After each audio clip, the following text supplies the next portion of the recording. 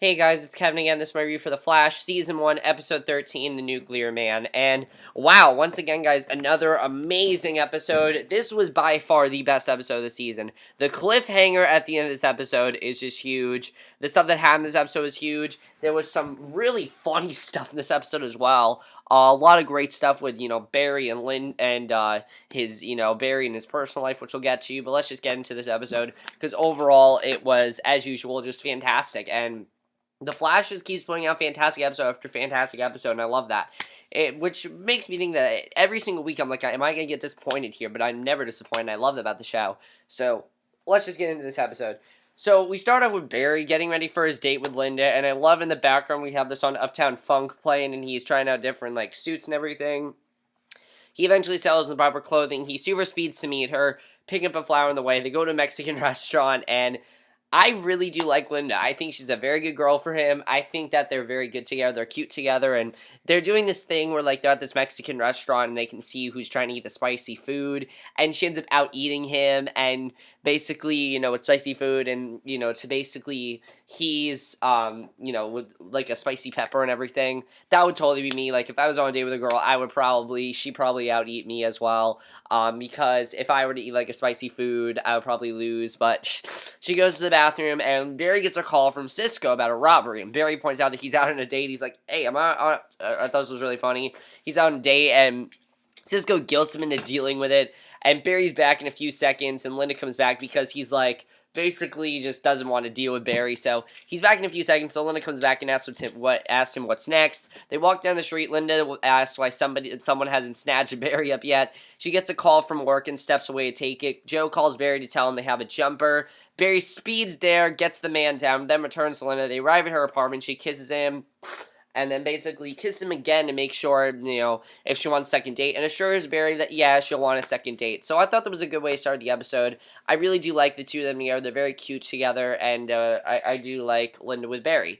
So we then see physicist Quentin Quayle. He's leaving the lab when Ronnie approaches him. Ronnie tells Quinn that they were classmates together in the class of 1994 and describes things that Quinn could only tell one person, Martin Stein. So Ronnie bursts into flames and says that he needs Quinn to help him. So that was really interesting. So the next day, Barry meets Cisco and Caitlin for coffee and tells him about the date. And I love that Cisco's teasing Barry, saying how he's going to go too fast and everything, and how he needs to take cold showers. And basically, he says that he's going on another date, and Iris overhears them talking and says that everything is great, that Barry is out dating. And you can see that Iris is just a little bit jealous. You could definitely see that. But here's the thing, Iris. You're with Eddie, so you have no right to really be jealous of Barry. So Cisco takes a call and says that he has to help out a friend, while the news plays a report about a Burning Man being spotted at a Cordance research. And Iris remembers that Caitlin was asking about the metahuman a few weeks ago, the Burning Man. So Cisco meets Joe at Barry's childhood home because Cisco said he had to help out a friend, and I was wondering who they were talking about. It's Joe that he has to help out. Joe wants to examine the crime scene and insists that they need to keep it just between them. And we meet the current owner, who is this attractive girl named Sherry, who, yeah, she is a MILF, definitely. She's attractive. She's in her 40s, but she's a MILF, definitely. And Joe explains that they've reopened the investigation. Sherry invites them in and eyes Joe. And at Star, you can definitely see that she has an attraction towards Joe. So at Star Labs, Wells says that that letting Ronnie run around on his own is no longer an option. They figure that Martin has taken control of Ronnie's body, and Wells asks if Caitlin is on board with what they'll have to do, and she agrees, and Wells figures that Martin met with Quentin to work out what has happened to him, and Barry remembers meeting Quentin on the train on the day the accelerator slowed, and once again, this episode we have flashbacks. I gotta say, I love that they're taking advantage of the flashbacks, because they've been doing it for a few episodes now, and I'm loving that, because the flashbacks really are when the show is at its strongest point, I have to say. The flashbacks of the show are definitely very good, because this flashback has to do with when Barry met Quentin. So Barry's reading Wells' book, and then notice the accelerator building. He mentions it to Martin, who talks about the aesthetics of the structure, and the two of them talk physics, and Martin says that he plans to watch the accelerator come online. Barry reaches a stop and says that he'll be there with Iris that night, and that night Martin is approaching the accelerator with a case from, and I love that he's just like, I'll be there with a girl, not a girl I'm dating, just a friend. I thought that was really funny. So that night, Martin is approaching the accelerator with a case from his Firestorm project. When the generator explodes, it's blasted open by the shockwave, and Martin picks it up as the same blast wave that hit Ronnie, sweeps towards him, and basically this gets Barry, Kane, and Wells to meet with Martin's wife, Clarissa. And I liked it in this episode. It really got us to care more for Martin's character. It really did. So I definitely really enjoyed that. She admits that she thought Martin loved his experiments more than he loved her. And she really hasn't heard from him since his disappearance. So Barry shows her a photo of Ronnie and Clarissa, and basically Clarissa says that a month after Martin disappeared, Ronnie showed up at her house, and she doesn't know why he showed up at her house, he just showed up. So then we go back to the past, and Martin wakes up a month after the explosion and finds himself in Ronnie's body. He goes to see Clarissa, who has no idea who he is, and she calls the police, and Martin/Ronnie runs off. My question is, how the hell did this happen? We don't know yet. All we know is that somehow they got combined together. So as the trio leaves, Wells figures that Martin and Ronnie both feel the need to protect Clarissa, which I guess that makes sense. I mean, Ronnie was always very protective of Caitlin, so he'd be protective of Clarissa as well. But why would he lie? Like, why would he do this to Caitlin? Like, it just doesn't make sense. So Barry says that he'll cancel his date so he can help them stake out Clarissa's house. But Wells assures him that they can call him if they need him. And at the old Allen house, Cisco scans the place while Sherry puts on a dress and offers to get them something to drink. And Joe quickly turns her down, and when Sherry leaves, Cisco says that it's been too long. The detective notices a mirror that was originally in the house, and Cisco confirms that it has silver nitrate on the back. He figures that the flashes of the two speedsters might have imprinted on the silver nitrate leaving. So that night, Linda arrives at Joe's house, and Barry has the evening planned. However, Linda grabs him and kisses him, and you know she has sex in mind. So as they stake out the Stein home, Wells tells Caitlin that Clarissa is Martin's home, and everyone goes to where they loved, and to where they feel love, basically. So he figures that Ronnie is Caitlin's home, but she said that he isn't anymore. He's not her home anymore, and Wells admits it, and I like that he said that I mean, because home isn't really just where you live, it's where you feel most at home, and sometimes where you feel most at home is where your significant other, and I thought that was very well done. So I like that they said that. So Wells admits that his work isn't done until he brings Ronnie and Martin home, and Firestorm flies up, and Wells calls Barry, and Barry and Linda are kissing, and he tries to control his speed. She assures him that she likes moving fast. You know, they're in the middle, they're about to have sex and everything. Shoves him back. I must say that Linda is very hot. I have to say that. Just as Barry's phone rings, he finally checks it and apologizes, saying that it's important. He dresses and heads out. Barry assures Linda that it's important or he wouldn't be leaving her, and you know, it might be one of the funniest scenes in the show. Barry's just like speaking out. He's like, "Oh, sorry, I'll talk to you later." No, I won't text you. No, I'll call you. Okay, bye. And you're seeing her. She like freaked out. She has no idea what's going on.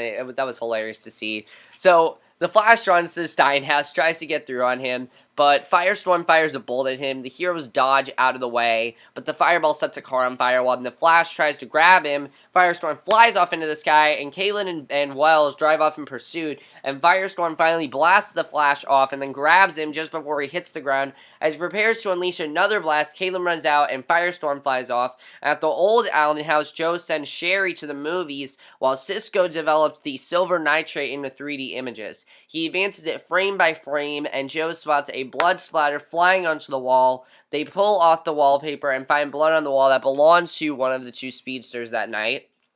And the next day, Barry comes to see Linda at Picture News and basically makes it clear, and you know, that was a very interesting scene.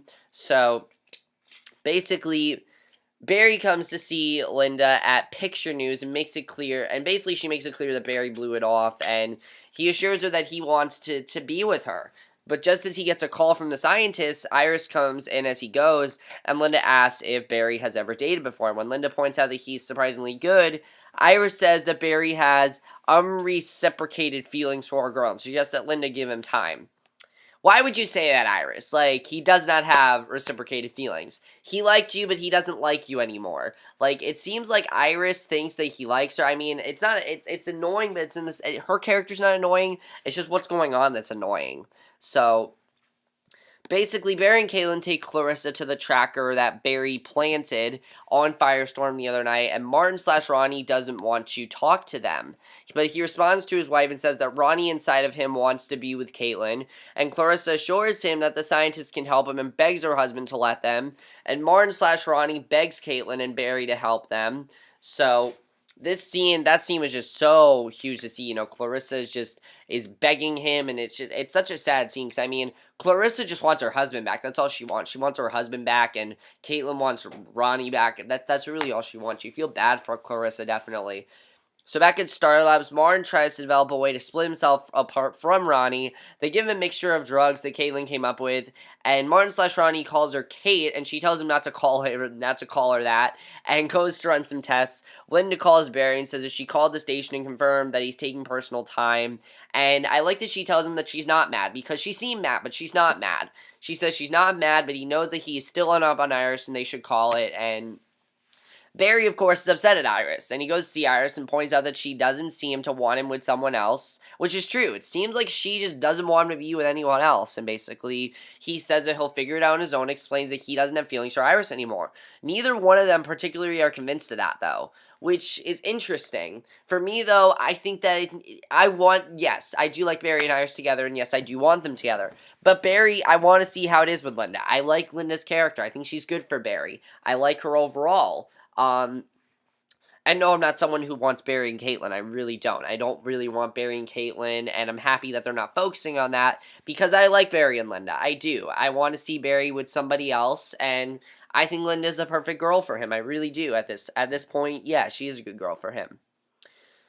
So, at the police lab, Cisco confirms that there were 2 blood samples at the Allen house and runs them through the CCPD database.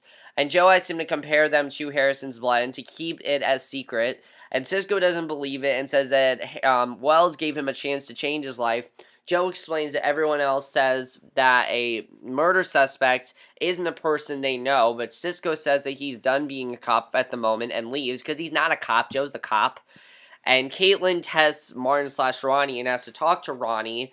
And, you know, at first she's like, how do you feel and everything? But she wants to talk to Ronnie. Martin says that he can access Ronnie's memories and remembers when Ronnie proposed to Caitlin. And he says that he knows that Ronnie loves her very much. And Harrison calls, and basically, you know, I gotta say, Robbie Amell is doing a great job on this show, definitely. He was great on the Tomorrow People, but he is doing a fantastic job on this show because he has to play 2 people here, and he's doing a great job. So Wells calls her to the main lab and warns that Ronnie's body is rejecting Martin's atoms. The resulting exothermic reaction may set off a chain reaction and a nuclear explosion.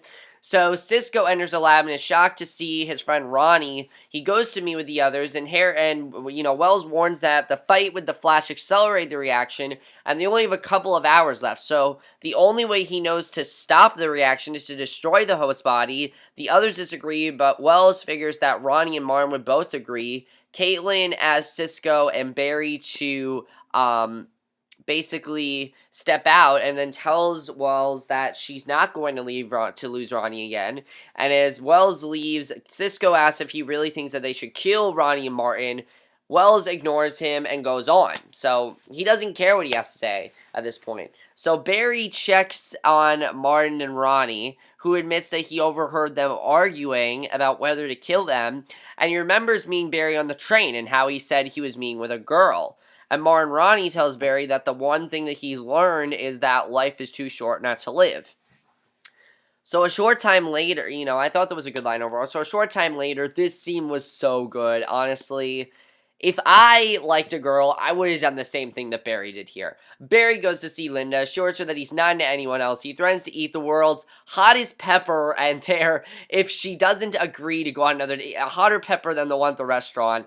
And he's eating the pepper and everything. When Linda calls it bluff, he eats it. And literally, I would have done the same thing. Like, if I liked a girl and she would not go on a date with me, I'd probably do the same. And I wanted her to go out with me and she wouldn't. I would have done the same thing. Really, I would have. I would have done that. I mean, honestly, That's what I would have done it.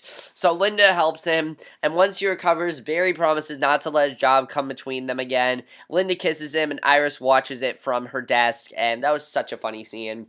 So, in his secret chamber, Wells takes out a gun, tells Gideon that it will do the job, and he then asks the computer if the Tashion prototype can be converted into a quantum splicer, and Gideon says that it can in theory, but it will delay his timetable. So Wells figures that his timetable is meaningless if Central City is destroyed. He then goes back and basically... So yeah, he basically... It seems like his plan is to destroy Central City. As we know, he is a Reverse Flash, so we do still have that whole thing going on. And I definitely feel like Wells' plan, that's his plan, is to basically destroy Central City. So he goes back and tells Caitlin and Barry that he has a plan, and Cisco comes in and tells them that Martin/Ronnie is gone, and Wells and Cisco work on the quantum splicer, while Caitlin locates Martin/Ronnie 30 miles outside of town at the minimum safe distance. He only has 12 minutes left until he explodes, and the scientists finish the splicer, and this whole scene was just so intense. Crazy stuff here. Wells tells Barry to get it to Martin/Ronnie. Caitlin insists on going with him, pointing out that she's the only one who knows how to apply it in time. The Flash and Caitlin run off, and Cisco steps out saying that the comm system is on the fritz. He calls Joe and says that one sample has a match Barry as an adult. Martin/Ronnie stands out in the Badlands and prepares to kill himself. The Flash and Caitlin arrive. Martin/Ronnie insists he won't let Clarissa and all the others die. And, he doesn't want to kill Clarissa and everything. So, Caitlin explains how the splicer works and tells Ryan that she loves him. Martin/Ryan kisses her and then accepts that the splicer, Firestorm, bursts into flames. And Wells is yelling at the Flash and Caitlin to get out of there. The Flash picks up Caitlin, runs off. The nuclear explosion goes off behind them. And basically, Martin/Ronnie killed themselves. Yeah, so I figured that would happen, but here's the thing. Firestorm is supposed to team up with the Flash eventually. I mean, I believe the Firestorm is supposed to team up with the Flash. I believe that's true. So my question here is, what's actually going on here? Did they actually kill themselves, or is Ronnie going to go back to the way he should be? Like, what exactly is going to happen there? I don't really know. I don't know exactly what that's really supposed to show, and I'm very interested in seeing what's going to happen there. Because right now, I really have no idea what's going to happen. But we then see the end of the episode. In a command center, General Wade Eiling receives word that there has been a nuclear explosion outside of Central City, and he tells his men to bring him Firestorm. What?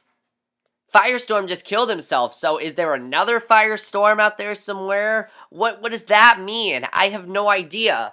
But next week, we're not even focusing on that. Next week, it looks like there's going to be like a time travel episode. It looks awesome. But overall, guys, this was a great episode as usual. But I don't know what that means. Is there another Firestorm out there? I definitely don't know. It seems like Wells' plan at this point is to destroy Central City, which is pretty interesting. I'm interested in seeing what's going to happen there.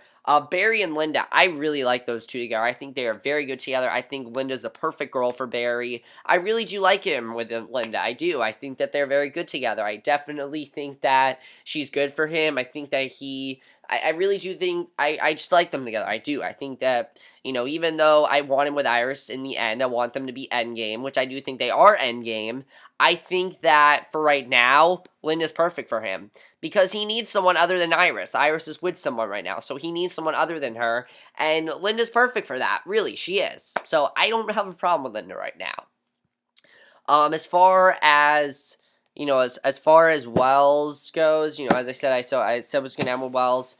But I guess my only other question is Iris. I don't really know if I like what they're doing with Iris right now, but Iris seems to be jealous of Barry and Linda, which is very interesting, actually. It's interesting that she's kind of jealous of them, because I didn't suspect that would happen, but I guess that's basically my review. Hope you guys enjoyed. Not really too much to say about this episode, other than that, guys. I really enjoyed this episode, as usual. Great episode, but that's it, my review. Hope you guys enjoyed. Let me know if you guys saw this episode, and I'll see you guys in my next video. Also, I like that Sherry girl as well. She was nice to see, but I'll see you guys in my next video, which will be my review for Agent Carter. So I will see you guys for that. Okay, bye.